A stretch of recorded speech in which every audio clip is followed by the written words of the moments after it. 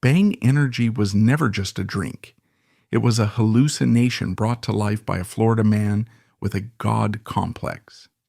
Founded by Jack Owak, a former high school science teacher who reinvented himself as the chief scientific officer of a multi-billion-dollar empire, the brand sold a neon-colored dream of infinite energy.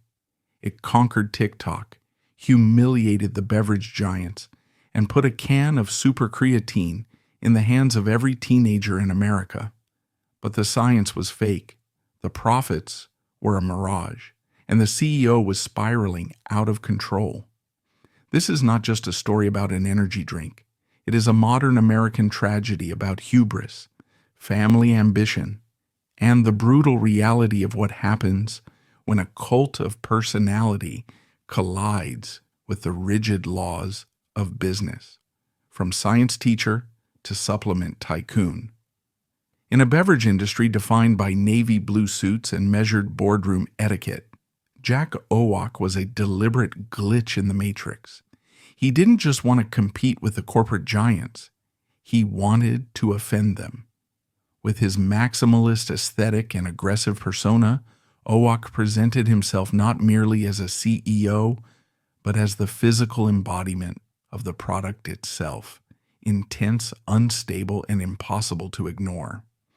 And he was absolutely convinced that he was the smartest person in the room. But before the Lamborghinis and the mansions, Jack Owak was something far more humble. He was a high school science teacher. In the early 1990s, Owak taught science in the Broward County school system in Florida. But he wasn't interested in the periodic table for the sake of education. He was interested in human performance. He was obsessed with the limits of the body. He looked at the nutritional supplements on the market, the protein powders and the weight gainers, and he saw garbage. He saw an industry dominated by snake oil salesmen selling sugar and sawdust.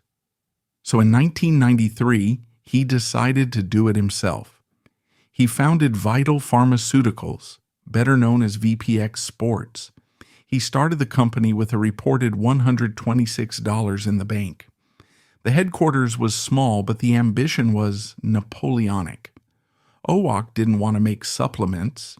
He wanted to make technologies. The 1990s were the Wild West of the fitness industry. Regulation was loose. The FDA had very little power to pre-approve supplement labels, thanks to the Dietary Supplement Health and Education Act of 1994. As long as you didn't claim to cure cancer, you could put almost anything in a jar and sell it to a bodybuilder.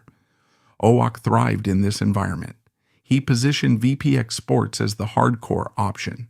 He wasn't selling to soccer moms. He was selling to the guys who grunted when they deadlifted. Magic formula or the century's biggest con. His first major success wasn't a drink, it was creatine. In the mid-90s, creatine monohydrate was the new magic dust of the lifting world. It was the only legal supplement that actually made you stronger. But it was unstable in liquid. It degraded into a waste product called creatinine. Owak became obsessed with stabilizing it. He launched liquid creatine serums and delivery systems that claimed to be superior to the powders.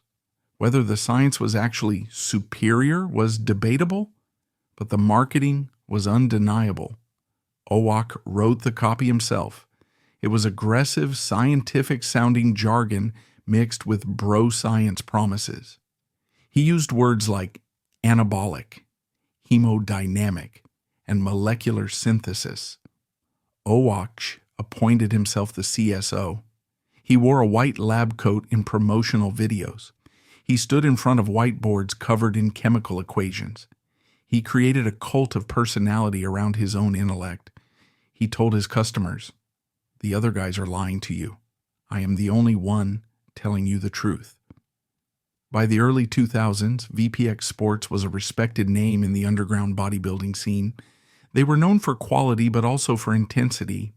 They pushed the envelope of what was legal. The company culture reflected its founder. The VPX offices in Florida were not a place for the faint of heart. It was a high testosterone environment. Owak was known for his mercurial temper. He demanded absolute loyalty. He didn't want employees, he wanted disciples. But selling tubs of powder to bodybuilders has a ceiling. The musclehead market is small. Owak wanted more. He saw the rise of Red Bull in 1997 and Monster in 2002. He saw that the real money wasn't in things you had to mix. It was in things you could crack open and drink. He decided to enter the liquid game.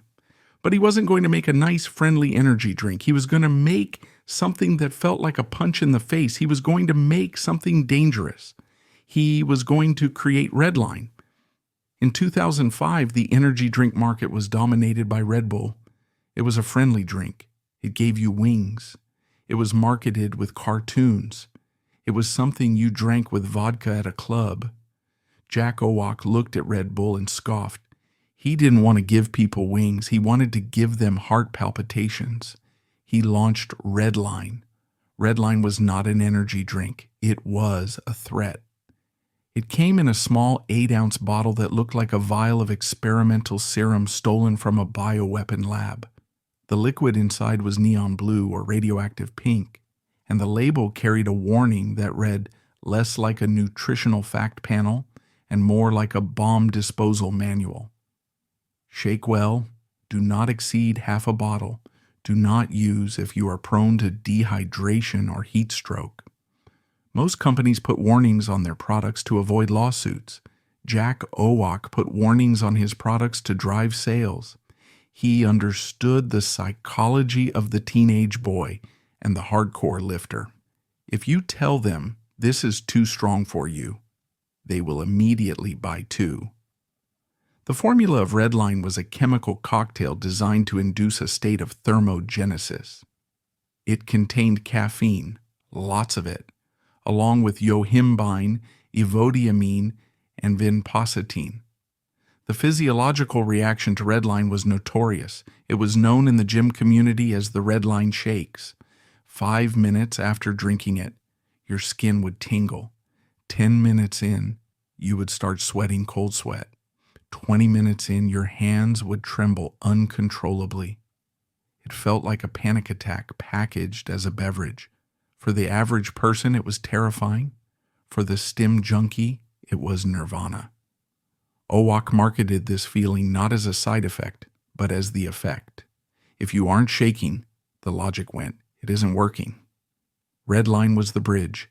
It took VPX Sports out of the niche GNC stores and into the convenience stores. It was the first time the general public encountered Jack Owak's philosophy of extreme energy. But Redline had a ceiling. It was too intense for the masses. You couldn't drink a Redline with your lunch, you'd vibrate out of your office chair. It was a functional tool for a specific type of masochist. Owak watched the market evolve. He saw Monster Energy launching 16-ounce cans. He saw the rise of Rockstar. These were lifestyle drinks. People carried them around like accessories. They tasted like candy. He realized that to conquer the world, he needed to dilute the poison. He needed to take the aggression of Redline, mix it with the flavor of a lollipop, and put it in a can that looked like a party. But he couldn't just make another sugar water clone. He needed a hook. He needed a scientific breakthrough that would differentiate him from the Monsters and the Red Bulls. He needed a magic ingredient that sounded impressive, even if it didn't actually exist. He went back to his lab and invented a word that would become the most controversial trademark in beverage history. He invented super creatine. By 2010, Jack Owak had a successful supplement company, but he was restless. He looked at the energy drink cooler in any gas station and saw a sea of sameness. Every can of Monster was green and black. Every can of Red Bull was blue and silver. And crucially, almost all of them were loaded with sugar. It was a metabolic nightmare. Owak saw the future before anyone else. He realized that the next generation of consumers, the kids growing up on Instagram and bodybuilding forums, wanted two contradictory things. They wanted the energy of a monster, but the body of a fitness model. They wanted the rush without the calories. At the time, sugar-free energy drinks tasted terrible. They tasted like battery acid mixed with aspartame. Owak gave his R&D team a mandate: make an energy drink that tastes like liquid candy but has 0 sugar and 0 calories. But flavor wasn't enough. Owak knew the supplement rule. If you want to charge a premium, you have to add a hero ingredient. Red Bull had taurine, Monster had L-carnitine. Owak decided he would add the holy grail of bodybuilding: creatine. There was just one problem. Creatine is not stable in water. If you put standard creatine monohydrate in a can of carbonated water, it breaks down into a useless byproduct called creatinine within weeks. It doesn't work. This is where Jack Owak, the chief scientific officer, made a leap that was either genius or fraudulent, depending on who you ask. He claimed to have invented a new form of creatine. He called it super creatine. Technically, it was a molecule called creatyl L-leucine. It was a peptide, a creatine molecule bonded to an amino acid. Owak claimed that this bond made the creatine stable in water. He claimed it was a breakthrough that defied the laws of chemistry. He patented it. He put super creatine on the top of the can in bold letters. It was the differentiator. It told the consumer, this isn't just caffeine, this is muscle fuel, this is science. He named the drink Bang. The name was aggressive. It was onomatopoeic. It sounded like a gunshot. The logo was a stylized bee that looked like a flexing bicep.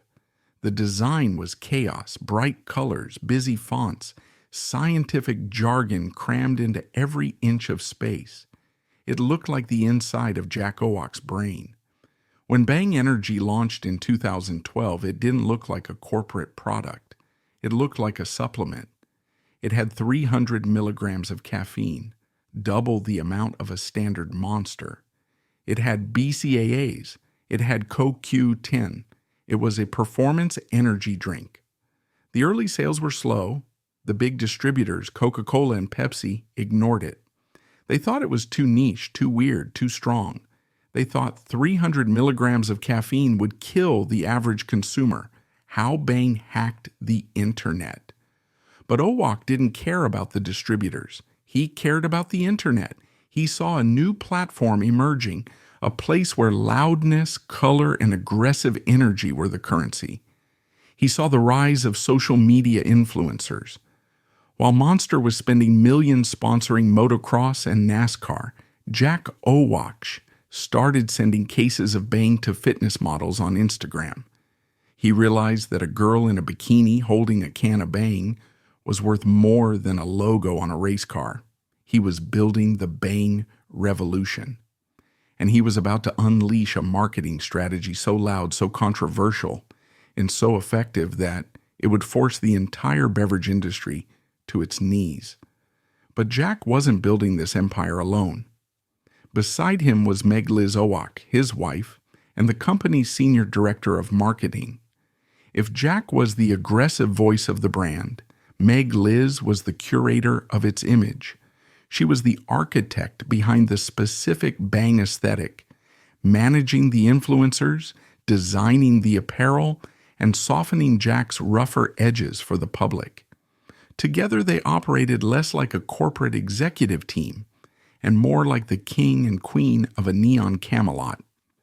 This dynastic dynamic gave the brand a personal, almost intimate touch that faceless conglomerates like Monster simply couldn't mimic. The rise of Bang and the super creatine myth. In the history of American marketing, there are lies, there are damn lies, and then there is super creatine. When Jack Owak launched Bang Energy in 2012, he wasn't just selling a beverage, he was selling a proprietary scientific breakthrough. He claimed to have solved a chemical riddle that had stumped the world's best food scientists for decades: how to put stable creatine into a liquid. The solution, according to Owak, was a molecule he patented called creatyl L-leucine. On the whiteboard in his office, Owak explained the science with the fervor of a tent revival preacher. He claimed that by bonding a creatine molecule to an amino acid using a peptide bond, he had created a super molecule. He argued that this bond protected the creatine from degrading in water, allowing it to remain stable until it hit the human bloodstream. He didn't just stop at stability. He made claims that bordered on science fiction. In videos and marketing materials, Owak and VPX Sports suggested that super creatine was 20 times more effective than regular creatine. He claimed it could cross the blood-brain barrier. He even went so far as to suggest in a video that would later be played in a federal courtroom to gasps of disbelief that his invention could potentially help reverse mental retardation and diseases like Alzheimer's and Parkinson's. It was alchemy. It was magic. And it was printed right there on the neck of every single can: super creatine. For the average 16-year-old walking into a 7-Eleven, this was intoxicating. They looked at a Red Bull, which offered taurine, and then they looked at Bang, which offered super creatine. It was a no-brainer. They bought the Bang. But in the quiet laboratories of his competitors, scientists were scratching their heads. They ran tests on the liquid, and what they found was nothing, or more accurately, almost nothing. Independent testing later revealed two damning facts about super creatine. First, the dosage. A standard serving of creatine for a bodybuilder is 5 grams. To get 5 grams of creatine from Bang Energy, you would have to drink dozens, perhaps hundreds, of cans. The amount of super creatine in the can was microscopic, dusting, as it is known in the industry. It was listed after the preservatives on the ingredient label. Second, the efficacy. There were no peer-reviewed double-blind studies proving that creatyl L-leucine actually worked as a creatine source in humans. In fact, toxicology experts later testified that the molecule likely breaks down into useless byproducts the moment it hits the acid of the human stomach. So, how did he get away with it? Jack Owak exploited the dietary supplement loophole by initially categorizing Bang not as a beverage but as a supplement. He bypassed the strict FDA regulations on nutritional labeling.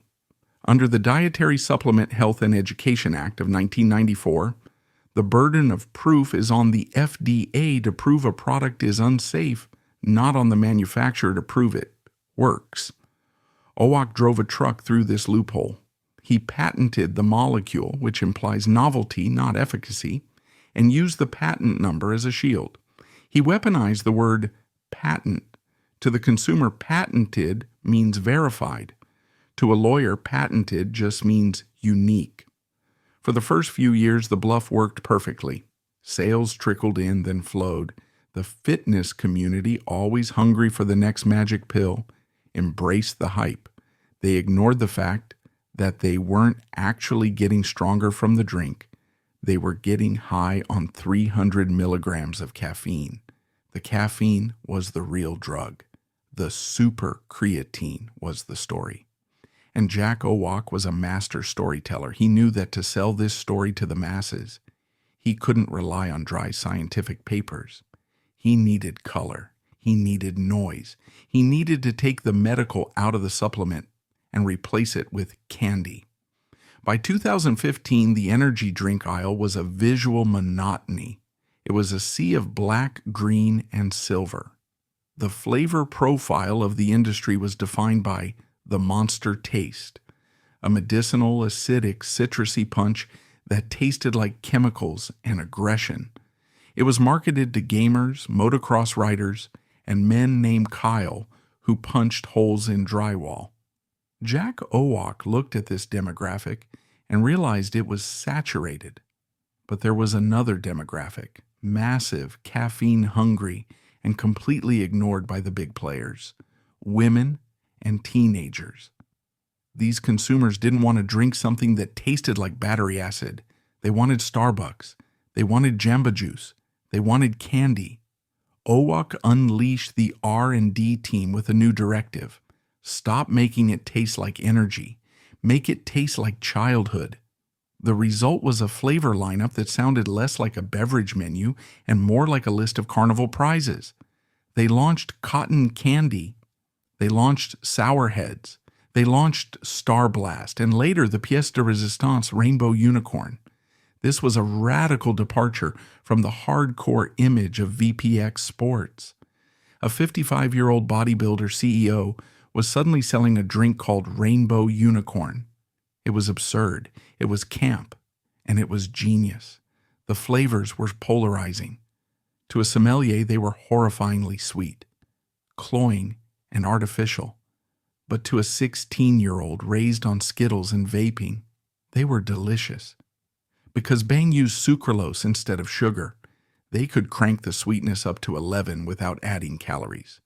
It was a guilt-free sugar rush. Owak also changed the canvas. He moved away from the aggressive black cans used by Monster and Rockstar. He packaged the new flavors in white cans or cans with bright neon gradients. The white can signaled Diet Clean in the beverage world, but the neon graphics signaled party. It was a visual contradiction that popped on social media. A can of Monster looked dark and muddy on an Instagram feed. A can of Bang Rainbow Unicorn looked vibrant. It was made for the screen. This flavor revolution fundamentally changed the consumption occasion. You didn't drink a cotton candy Bang to wake up for a night shift. You drank it because it was a treat. It became a dessert replacement for the fitness crowd. Suddenly, you saw fitness models, women with six-pack abs, posting photos with the cans. They weren't holding them like tools. They were holding them like fashion accessories. The drink matched their leggings. It matched their nails. Owak had stumbled onto the secret that LaCroix had found, but he supercharged it with 300 milligrams of caffeine. He turned the energy drink from a utility into a vibe. But having the right look wasn't enough. To get these neon cans into the hands of every teenager in America, Owak needed an army. He couldn't afford TV commercials. He couldn't afford Super Bowl ads. So, he decided to hire the cheapest, most effective sales force in history, the internet. In 2016, Jack Owak looked at the marketing budgets of his competitors and laughed. Monster Energy was paying millions to sponsor Supercross. Red Bull was paying millions to drop a man from space. They were playing the old media game. Owak realized that the attention of the world had shifted. It wasn't on TV, it was on the phone. And specifically, it was on a scrolling feed of beautiful people. He decided to build an army. He called them the Bang Energy Elite. This was one of the first and most aggressive ambassador programs in history. The concept was simple. Find thousands of micro-influencers on Instagram, mostly fitness models, gym girls, and college students with 10,000 to 100,000 followers. Send them free cases of Bang. Give them a discount code. And in exchange, ask them to post videos of themselves drinking the product. Owak identified a massive inefficiency in the advertising market. While his competitors were spending millions on traditional TV spots and NASCAR sponsorships, Owak realized he could purchase attention for pennies on the dollar. He built a low-cost, high-volume content farm. The strategy was simple: leverage visual appeal, but deploy it through the algorithmic precision of social media. It wasn't high art, but it was brutally effective arbitrage. He wasn't just hiring models. He was weaponizing the teenage male attention span. By flooding the feed with thousands of standardized videos, He created a mere exposure effect that traditional marketing budgets simply could not replicate. The critics called it tacky. OWOC called it efficient. The hashtag #Bang Energy began to dominate the Explore page of Instagram. The algorithm loved it. Bright colors plus attractive people plus high-energy music equals virality. While Monster was reaching millions of people once a week during a NASCAR race, Bang was reaching millions of people every single hour on their phones. And it cost a fraction of the price. Instead of paying one celebrity $1 million, OWOC paid 1,000 influencers $500. This strategy created a bandwagon effect. It made Bang look ubiquitous. Even if you couldn't find it in your local store yet, you saw it everywhere online. It created FOMO. OWOC himself became the commander-in-chief of this digital circus. As the valuation soared, the line between Jack OWOC the man and the Megatoad persona began to blur. He constructed a reality distortion field within the VPX headquarters. It wasn't just about eccentric marketing anymore. It was about absolute fealty. Surrounded by an inner circle who equated his yelling with genius, OWOC fell into the classic trap of the solitary despot. He stopped hearing the word no. He began to believe that the laws of chemistry, much like the laws of business, simply didn't apply to him. The name started as a joke, referencing his raspy voice and wide stance, but OWOC embraced it with zero irony. He began referring to himself as the Chief Scientific Officer and the Megatoad in the same breath. He built a persona that was one part Tony Stark, one part Hulk Hogan, and one part Willy Wonka. He wore blindingly bright neon suits. He draped thick gold chains around his neck that looked heavy enough to anchor a boat. He wasn't trying to fit into the boardroom, he was trying to blow it up. At the VPX headquarters in Weston, Florida, the atmosphere shifted from a business to a shrine. The office was decorated like a nightclub, with LED lights, massive statues of the Bang logo, and motivational quotes from OWOC himself plastered on the walls. It was a high-pressure, high-volume environment where loyalty to the leader was the primary currency. Former employees described a culture of fear and adoration, where questioning the science of supercreatine was tantamount to heresy, and the science was getting weirder. Emboldened by the billion-dollar sales figures, OWOC's claims about his product began to drift from marketing hyperbole into dangerous medical territory. He stopped just saying it gave you energy. He started suggesting it could fix your brain. In a series of videos posted to Instagram and YouTube, OWOC made statements that would later make the lawyers at Monster Energy salivate. He claimed that supercreatine was the holy grail of nutrition. He suggested that his invention could potentially help with reversing mental retardation. He hinted that it could be a tool in the fight against Alzheimer's disease, Parkinson's disease, and Huntington's disease. He stood in front of diagrams of the human brain, using complex medical terminology to argue that a can of carbonated caffeine was actually a neuroprotective elixir. These weren't just sales pitches, they were delusions of grandeur. OWOC seemed to truly believe that he had hacked human biology. He famously declared, "I am not in the beverage business. I am in the life extension business." He viewed Bang not as a competitor to Red Bull, but as a competitor to death itself. This God complex insulated him from reality. When you are surrounded by employees who are terrified of you and millions of teenagers on TikTok who worship you, you stop hearing the word no. You stop seeing the warning signs. You start to believe that the rules of the FDA and the FTC don't apply to you because you are the Megatoad. The lawsuit between Monster Energy and VPX. But while Jack OWOC was busy playing scientist on Instagram, real scientists were busy in a lab in California. Monster Energy had hired a team of elite chemists and private investigators. They were buying cans of Bang off the shelf, running them through mass spectrometers, and building a dossier that would prove ounce for ounce that the Megatoad was selling snake oil. The cult was having a party, but the police were already surrounding the building. While Jack Owak was busy filming TikToks in his mansion, a very different kind of video was being watched in the boardroom of Monster Beverage Corporation in Corona, California. Rodney Sachs and Hilton Schlossberg, the billionaire duo who built Monster, were not amused by Owak's antics. They watched him crush their cans. They watched him call their product garbage. And they decided that enough was enough. They realized that fighting Bang on social media was a losing battle. You cannot out-crazy a crazy person. But they also knew that Jack Owak had a fatal flaw. He couldn't stop talking.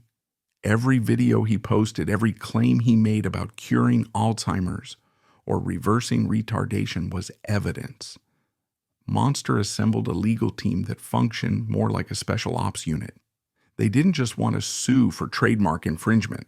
They wanted to dismantle the entire scientific foundation of the company. They filed a lawsuit under the Lanham Act for false advertising.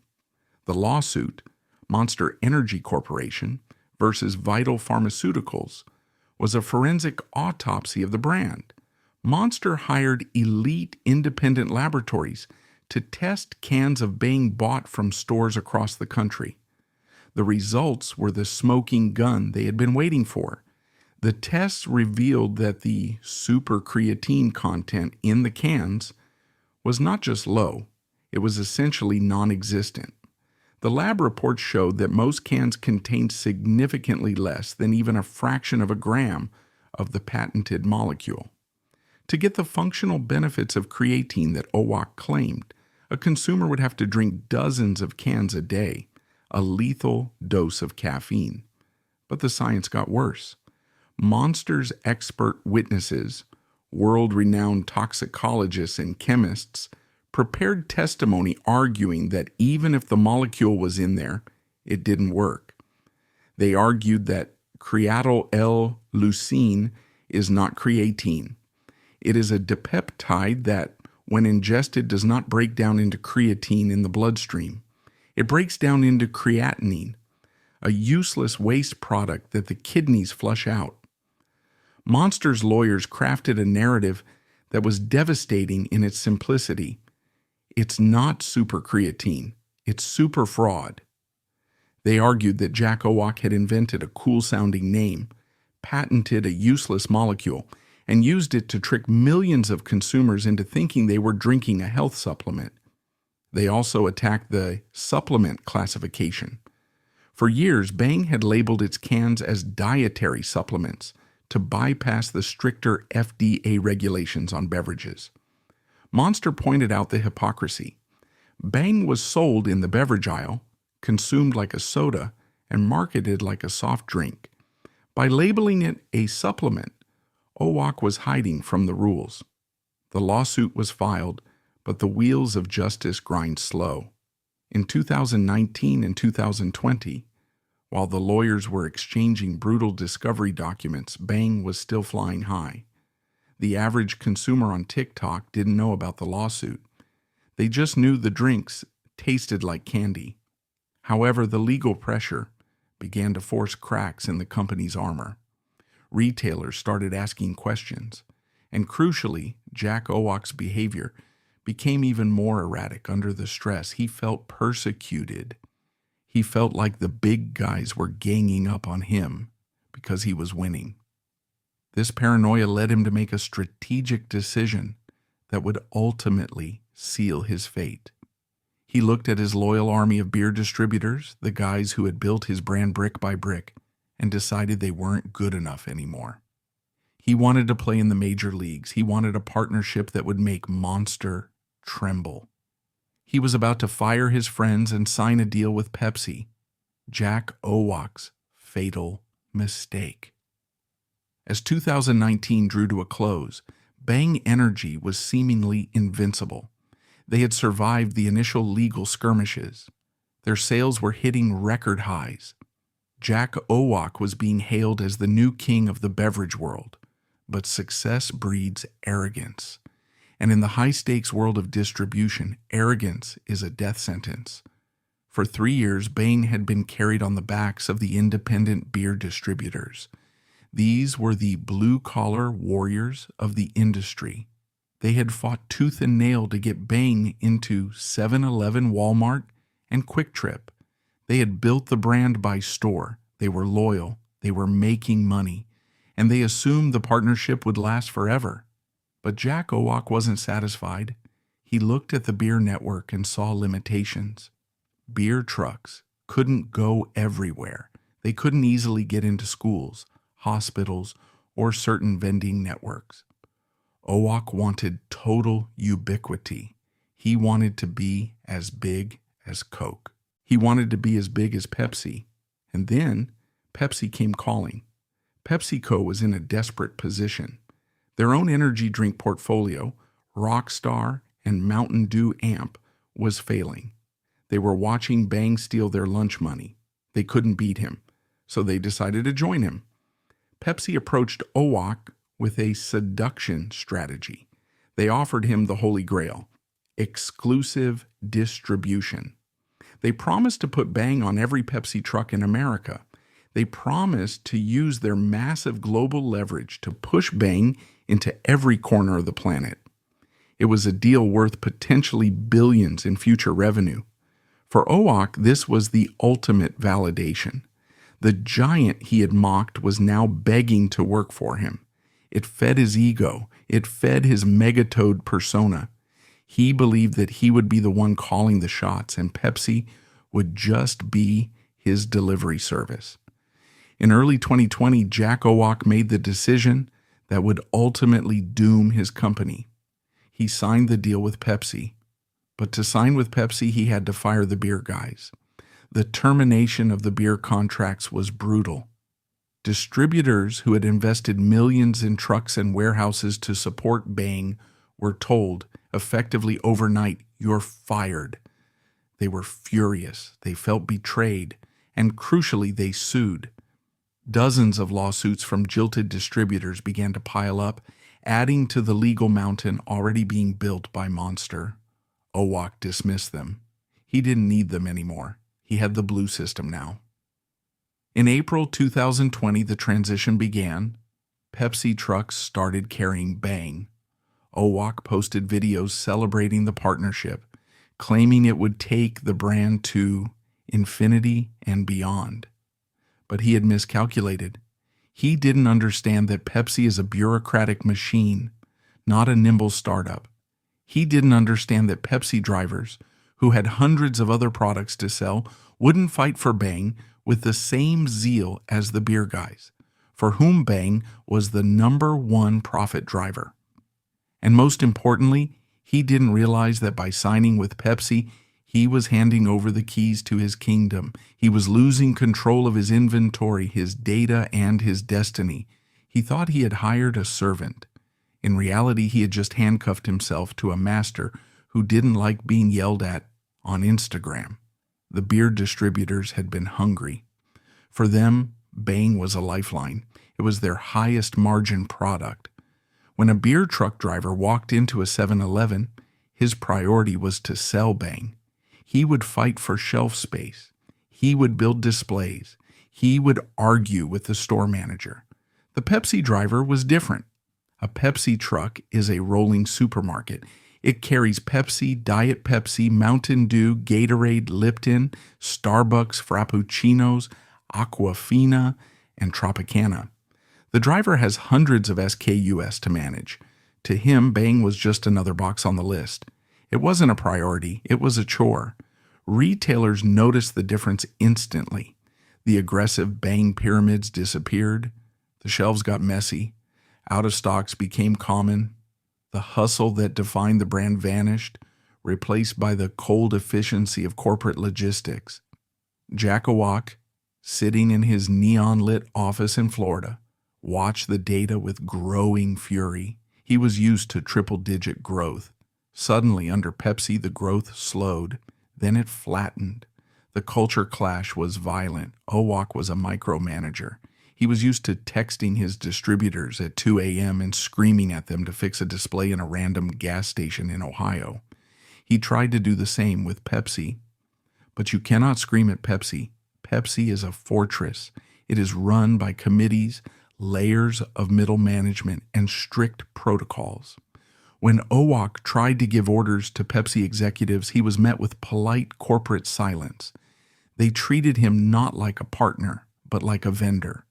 They told him to calm down. They told him to trust the process. They told him to stop posting crazy videos on Instagram because it was making the shareholders nervous. To the Megatoad, this was an insult. He felt he had been put in a cage. It was a collision of two incompatible corporate DNAs. PepsiCo is a legacy institution built on committees, risk management, and slow, steady logistics. VPX was built on impulse, speed, and authoritarian control. When Owak tried to run a Fortune 50 partnership with the same frantic energy he used to run a startup, the gears didn't just grind, they shattered. He discovered too late that in the world of global logistics, boring consistency is often worth more than chaotic brilliance. The exclusive nature of the deal meant Owak couldn't go back to the beer guys. He was trapped. And as the summer of 2020 rolled on, the relationship went from strained to toxic. Owak believed Pepsi was intentionally sabotaging Bang to favor their own acquisition of Rockstar. Paranoia set in. Owak became convinced that Pepsi was the enemy. And in the world of Jack Owak, you don't negotiate with enemies. You destroy them. In the world of billion-dollar contracts, disputes are usually settled in quiet conference rooms by armies of lawyers. But Jack Owak didn't do quiet. He did loud. By October 2020, just 6 months into the Pepsi deal, Owak had decided that the partnership was a failure. He believed Pepsi was quiet quitting on Bang to focus on their newly acquired Rockstar brand. He believed he was being sabotaged. Most CEOs would have initiated arbitration. Jack Owak initiated a Twitter war. On October 23, 2020, with no prior warning to Pepsi's leadership, VPX Sports released a bombshell statement. It wasn't a legal filing. It was a public declaration of war. Owak announced that he was terminating the exclusive distribution agreement with PepsiCo, effective immediately. He famously cited Pepsi's abject failure to perform. He effectively told one of the most powerful companies on earth, "You're fired. Get off my lawn." The business world gasped. You don't just fire Pepsi. The contract was ironclad. It was supposed to run until October 2023. You can't just rip it up because you're unhappy with the shelf space. Pepsi's response was swift and icy. They didn't engage in a shouting match. They simply pointed to the contract. They refused to accept the termination. They argued that they had fulfilled their obligations and that Owak was illegally trying to break the deal. This triggered a bizarre and destructive standoff known as the distribution void. For months, the situation was paralyzed. Pepsi was technically still the exclusive distributor, but they knew the owner hated them. They stopped prioritizing the brand. They stopped ordering new inventory. They let the shelves go empty. Meanwhile, Owak tried to frantically rebuild his old network. He called the beer distributors, the same guys he had fired 6 months earlier, and asked them to come back. But the beer guys were furious. They had been burned once. They weren't eager to jump back into bed with a partner who treated contracts like suggestions. And legally, they couldn't touch the product because Pepsi still held the exclusive rights in court. The result was catastrophic. For a long stretch of late 2020 and early 2021, Bang Energy was a brand without a delivery system. The product piled up in warehouses. The Bang energy influencers were still dancing on TikTok, creating demand, but when consumers went to the store, the shelves were empty. Market share began to bleed. The momentum that had been built over 5 years stalled. Eventually, an arbitrator ruled that Pepsi remained the exclusive distributor until the contract expired or a settlement was reached. The unhappy marriage was forced to continue. It was a zombie partnership. Pepsi did the bare minimum to avoid being sued for breach, while Bang withered on the vine. Jack Owoc had tried to be the alpha dog. He tried to bully a giant. Instead, he had cut off his own oxygen supply. And while he was distracted fighting the distribution war, a far more dangerous enemy was finalizing their attack plan. The lawyers at Monster Energy were ready. They had their lab reports, they had their experts, and they were about to drag Jack Owoc into a courtroom and force him to answer the question he had avoided for a decade. What exactly is supercreatine? While the distribution network was collapsing in the streets, the final nail in the coffin was being hammered in a federal courtroom in California. The lawsuit Monster Energy Corp v. Vital Pharmaceuticals finally went to trial in late 2022. It was the main event, the heavyweight championship of beverage litigation. Monster's legal team arrived with a strategy that was surgical. They didn't need to reinvent the wheel. They simply presented the jury with the undeniable math found in the lab reports. They showed that supercreatine was functionally non-existent in the can and biologically useless in the body. They replayed the videos of Jack Owoc's wildest medical claims, contrasting them with the silent, damning reality of the toxicology data. They played the videos of Jack Owoc claiming his drink could reverse mental retardation. They played the clips of him calling it a medical miracle. The defense from VPX was scattered. They tried to argue that supercreatine was a valid trademark, not a literal description of the ingredient's potency. They tried to argue that the unique peptide bond had benefits that standard testing couldn't see. But without peer-reviewed studies to back it up, their arguments crumbled. Jack Owoc, usually the loudest man in the room, was noticeably quieter in the face of federal evidence. The Megatoad persona doesn't work on a judge. In September 2022, the jury returned with a verdict that sent shockwaves through the industry.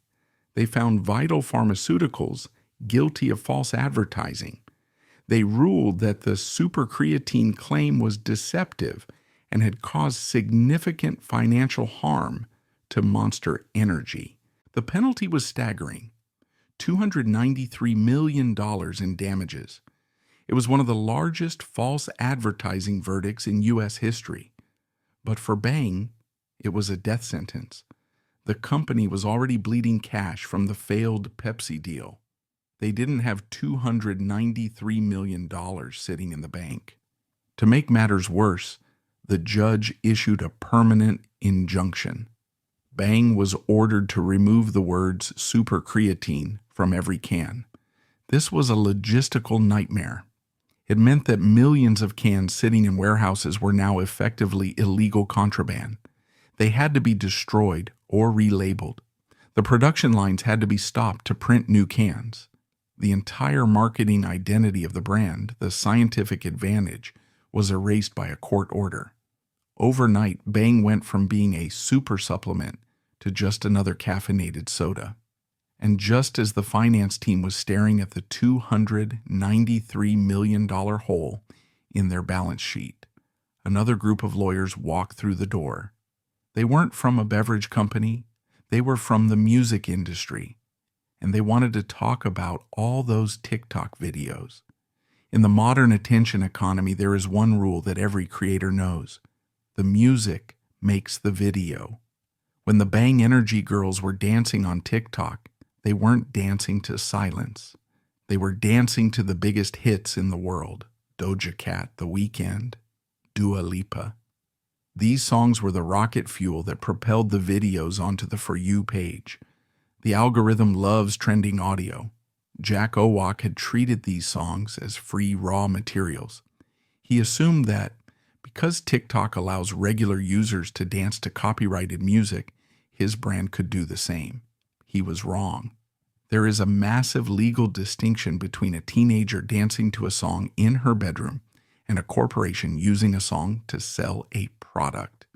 One is personal expression, the other is a commercial advertisement. And for a commercial advertisement, you need a license, a very expensive license. In 2022, the giants of the music industry, Universal Music Group, Sony Music, and Warner Chappell, filed a barrage of lawsuits against Vital Pharmaceuticals. They alleged that Bang Energy had infringed on hundreds of copyrights. They pointed to the Bang Energy House videos, where influencers paid by the company danced to protected tracks while holding cans of Bang. They argued that Jack Owak had built his brand equity on the backs of their artists without paying a dime. The scale of the infringement was breathtaking. The lawsuits cited hundreds of specific videos because copyright law allows for statutory damages of up to $150,000 per violation. The potential liability was in the hundreds of millions of dollars. It was a death by 1,000 cuts. While the monster lawsuit was about science, this was about intellectual property theft. It exposed the amateurism of the VPX operation. A sophisticated company like Coke or Pepsi has entire departments dedicated to music licensing. Bang just had a guy with an iPhone and a Spotify account. The impact was immediate. Bang Energy was forced to scrub its social media channels. Thousands of videos, the viral library that had built the brand, were deleted or muted. The Bang Energy TikTok page, once a loud thumping disco, went silent. Influencers were told to stop using trending music. The videos became awkward. Watching someone do the Bang shuffle to a generic, royalty-free stock beat was painful. The cool factor evaporated. This legal attack destroyed the company's primary marketing engine right when they needed it most. Sales were falling because of the Pepsi disaster. They needed to hype the product, but they couldn't use the music that drove the hype. Trapped between a $293 million judgment from Monster, a broken distribution network with Pepsi, and a mutiny from the record labels, Vital Pharmaceuticals ran out of runway. The cash flow turned negative. The banks started making phone calls. To make matters worse, the timing was catastrophic due to the macroeconomic climate of 2022. Just as the legal bills were piling up, the global economy turned against manufacturers. The price of aluminum, the single most critical raw material for a canned beverage, spiked to historic highs due to supply chain fractures. Simultaneously, fuel costs for shipping soared. VPX was getting squeezed in a financial vice. Their operating costs were skyrocketing due to inflation, while their revenue was plummeting due to the distribution chaos. It was a perfect storm that no balance sheet could survive. Jack Owak, the man who claimed he would live forever, was about to lose the one thing that mattered to him more than his life, his company. By the winter of 2022, the party in Florida was officially over.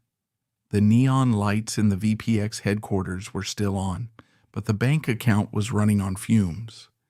The financial situation was a perfect storm of disaster. The company owed Monster Energy $293 million from the false advertising verdict. They owed PepsiCo nearly $115 million for breach of contract. They owed millions to the record labels. And crucially, they owed their own suppliers. Cans were not being filled because aluminum suppliers demanded cash up front. The marketing budget was slashed to zero. The Bang Energy House was closed. The influencers were sent home. Jack Owak tried one last desperate gambit. He announced Bang Energy DSD 2.0. He claimed he was going to rebuild the independent distribution network he had destroyed 2 years earlier. He tried to woo back the beer distributors. He held town halls. He promised them higher margins. He promised them that the Pepsi nightmare was over. But the beer distributors weren't stupid. They looked at the balance sheet. They looked at the lawsuits. They saw a company that was technically insolvent. They refused to take the inventory.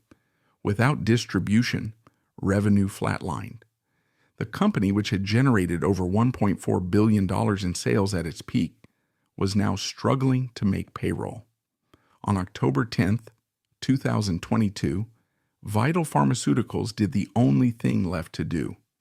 They filed for Chapter 11 bankruptcy protection in the Southern District of Florida. Chapter 11 is designed to allow a company to restructure and survive. Jack Owoc believed he could use the bankruptcy process to shed the debts, get rid of the monster judgment, and emerge leaner and stronger. He believed he would remain the CEO. He believed he was untouchable. He was wrong. In bankruptcy court, the creditors called the shots. And the creditors looked at Jack Owoc's spending, the mansions, the private jets, the excessive marketing, and decided he was a liability. They argued that his erratic behavior was the root cause of the company's failure. In March 2023, the unthinkable happened. The board of directors, under pressure from the lenders, fired Jack Owoc.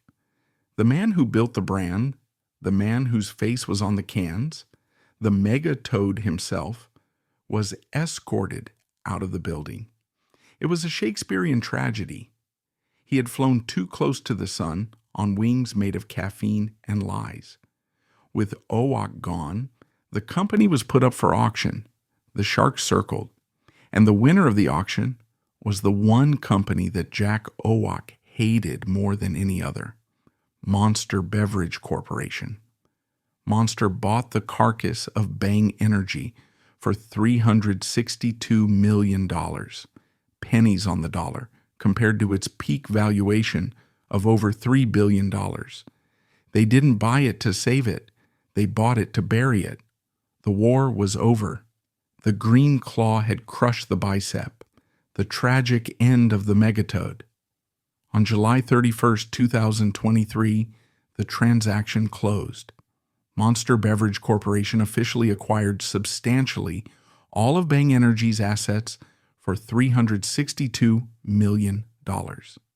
For Rodney Sachs and Hilton Schlossberg, the co-CEOs of Monster, it was the ultimate victory lap. They hadn't just beaten Jack Owoc. They had bought his life's work for pennies on the dollar. Just 2 years prior, Owoc had claimed his company was worth $5 billion. Monster bought it for the price of a mid-tier tech startup. The first order of business was a purge. Monster executives walked into the VPX headquarters in Weston, Florida, and began dismantling the cult of the Megatoad. They fired the executive team loyal to Owoc. They laid off hundreds of employees in marketing and administration. The Bang Energy house was shuttered. The influencers were let go. The neon signs were turned off. But the most significant change happened on the can itself. For a decade, the words super creatine had been the crown jewel of the brand. They were the reason for the lawsuits, the reason for the growth, and the reason for the bankruptcy. Monster immediately ordered a label redesign. The words super creatine were erased. In their place, the new cans simply listed standard ingredients. It was a quiet admission that the magic had never existed. By removing the claim, Monster neutralized the false advertising liability. Then came the distribution shift. Monster is 19% owned by the Coca-Cola Company. They ride on the red trucks. Almost immediately, Bang Energy was integrated into the Coca-Cola distribution system. The irony was suffocating. Jack Owoc had spent years fighting the red system and the blue system, trying to build his own independent empire. In the end, his product ended up exactly where he said it never would be, sitting on a pallet in a Coke truck, wedged between a case of Dasani and a case of Monster. Under Monster's ownership, Bang ceased to be a disruptor. It became a flanker brand. In military strategy, a flanker is a secondary unit used to protect the main force.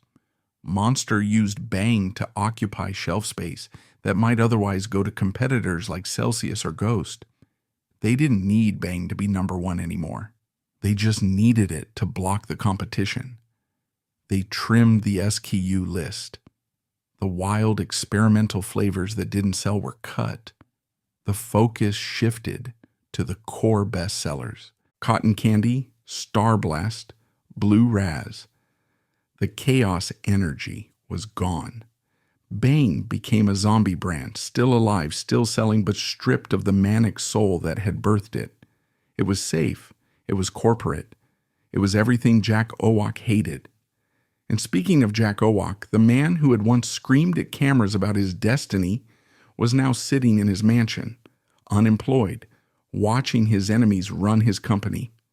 But if the world thought the Megatoad would go quietly into the night, they were mistaken. Most CEOs, after losing $1 billion company and getting fired by a bankruptcy court, would retreat to a private island. They would disappear. They would enjoy their remaining millions in silence. Jack Owoc is not like most CEOs. After being escorted out of VPX, Owoc didn't go quiet. He went to war. He retreated to his mansion in Florida, a sprawling estate that looks like Versailles built by a bodybuilder, and turned it into a command bunker. On Instagram and TikTok, the Megatoad continued to post, but the tone had shifted. The celebratory dances were gone, replaced by dark, conspiracy-laden rants. He framed the bankruptcy not as a business failure, but as a heist. He claimed that the Good Old Boy Network had stolen his baby. He painted himself as a martyr of innovation, crucified by the establishment. But Jack Owoc cannot sit still. He is a shark. If he stops moving, he drowns. He needed a new project. He needed a new buzzword. In late 2023 and early 2024, Owoc began teasing his comeback. He looked at the cultural landscape and saw that crypto was dead and metaverse was dying. What was the new hype? Artificial intelligence. So he launched AI Energy. The concept is quintessential Owoc. It is vague, aggressive, and pseudoscientific. He claims the formula was designed using advanced AI algorithms to optimize human performance. The cans look eerily similar to Bang, but with AI stamped in bold letters. He is trying to run the playbook again. He is hiring influencers. He is screaming at the camera. He is claiming that this drink is the real revolution, and Bang is now garbage because Monster ruined it. But the magic is gone. The tragedy of Jack Owoc is that he doesn't realize the world has moved on. The energy drink gold rush of 2015 to 2020 is over. The market is saturated. The TikTok algo that he mastered has evolved. It now favors authenticity over manufactured chaos. Watching a 60-year-old man scream about AI algorithms in a neon suit feels less like innovation and more like a desperate cry for relevance. Without the infrastructure of VPX, without the factories, the chemists, and the distribution network, Owoc is just a man with an idea and an Instagram account. He is Napoleon on St. Helena, shouting orders to an army that no longer exists. His exile serves as a cautionary tale for every founder who believes they are the brand. Jack Owoc thought he was the source of the energy. He didn't realize he was just the battery, and batteries can be replaced. As Owoc fades into the noise of the internet, the industry he left behind is quieter, safer, and more boring. But the scars he left on the business world will last forever. As we close the book on the wild saga of Bang Energy, we are left with a story that is less about beverage innovation and more about the fragility of modern hype. Bang Energy was the first algorithm brand. Before Bang, brands were built on TV commercials and celebrity endorsements. Jack Owoc proved that you could build a billion-dollar empire without any of that. You just needed to hack the attention economy. You needed bright colors, loud music, and a fleet of influencers to create a digital hallucination of popularity. For a brief moment in 2019, it worked. The hallucination became reality. Bang Energy was the coolest drink on earth because the internet said it was. But the collapse of Bang teaches a brutal lesson. Virality is not a business model. Jack Owoc confused views with value. He thought that because he was winning on TikTok, he was invincible in the courtroom. He thought that because he had millions of followers, he could ignore contract law and scientific truth. He forgot that the real world still exists.